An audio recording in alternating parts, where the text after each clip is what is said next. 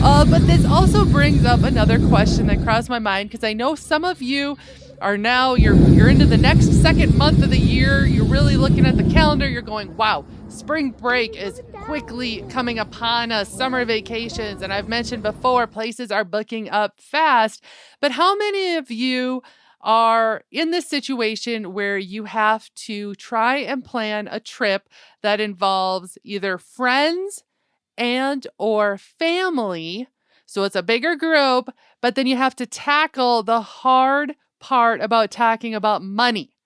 What can everybody afford? It's like talking about voodoo, all right? Nobody wants to talk about it. Are you talking about like Airbnb versus if the whole crew goes together and rents one versus individual hotels? Is that what you're talking about? Kind of the whole enchilada, that whole whole deal? minefield that becomes one of those nobody wants to bring up money, but you have to.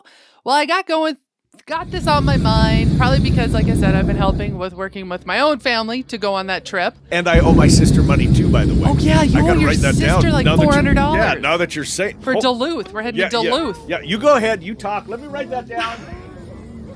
Sis, if you're listening, watch the mail. You're really sorry? It's his fault, not mine? Well, here's the deal. I'm going to throw out some little tips that I found that help with, how do I say, instead of having to have that face-to-face conversation with everybody in the family, which then gets kind of uncomfortable, here's an idea.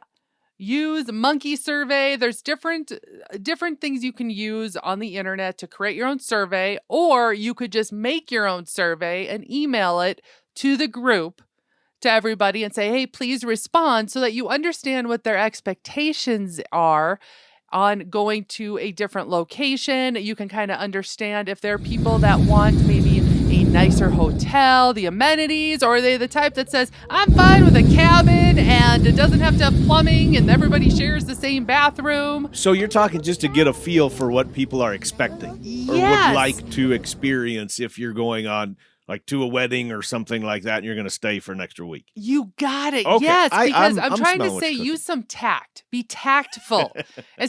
Because many people get really embarrassed. Nobody wants to feel like they can't afford to hang with everybody else. I get it. I understand that. So if you go and come up with a survey that gets sent to everybody gets the same survey, then you can kind of funnel through and ask these questions of like, what do they expect for accommodations? Are they okay with say everybody going in on a van to get around to different areas versus renting 3 or 4 vehicles? Getting an idea, are they the type of people that are in your group that want to do adventures? Or are they the type that want to stay more in an all-inclusive resort and have drinks and lay by the pool, which is totally fine? Or are they the type that wants it, high-end restaurants, or do they want to go picnicking? You see, there's all these different ways you can ask these different questions, and that'll give you a feel of, A, what the group's expectations are, or then you can approach it with the next question when you go and tell people you're focusing in on maybe narrowing it down to 2 different locations. You can look at what everybody wants, kind of add up their wants versus nots, and then be tactful in asking the next questions of, hey, just throwing this out there, this is going to cost approximately X, Y, or Z to go to an all-inclusive resort. Or if you want to go more adventurous and spend your money on excursions and doing that, you'll just find out the activity level. It just really helps out. I'm telling you right now, just to kind of set yourself up for success. So do you think that somebody needs to take the position and just be the ramrod on this? Is that kind of what you're recommending? I do. That somebody just takes the reins and isn't telling anybody what to do, but is just in charge of the organization, that somebody has to just step up to the plate. That's the thing. And here's the thing. I'm going to have to ask you yourself. If you are somebody that is joining the group and you're not the one stepping up to bat to actually organize it, give that individual some grace that is planning it, okay? Because if you can imagine, there's a lot of mindsets. About you? Well, hey, my uncle took one for the team with setting up our Alaska family cruise that we're going on. However, I've slowly became the second in command of helping him with this planning and just being respectful and understanding that those that are stepping up to the plate, there's a lot of work that goes into planning a vacation of this magnitude. And one thing that you brought up was just who needs internet and who doesn't.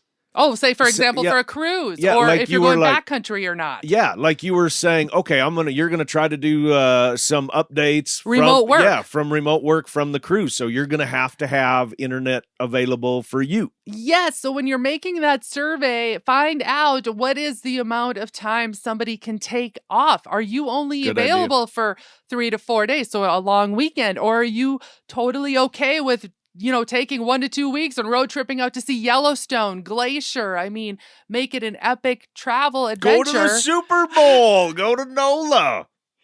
But here's the other side of it. If you are maybe not having the funds like you would like to, that's okay. Just respond back if you're one of those receiving the survey, or you're wanting to give some input into the person that is organizing them.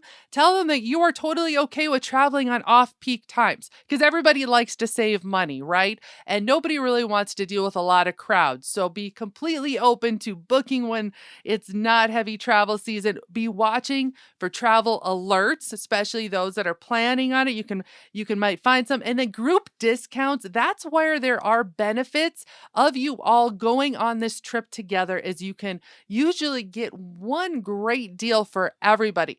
But then here is the last part of that. To make this successful is build flexibility into your plan. That sounds crazy, but flexibility meaning even though you're going on a trip as a whole group does not mean you have to do everything together.